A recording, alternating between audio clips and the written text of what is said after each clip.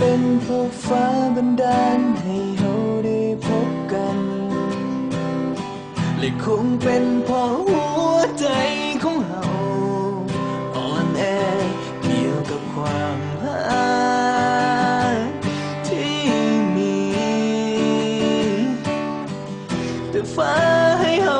หักกันบ่นานเมื่อลงทนกัน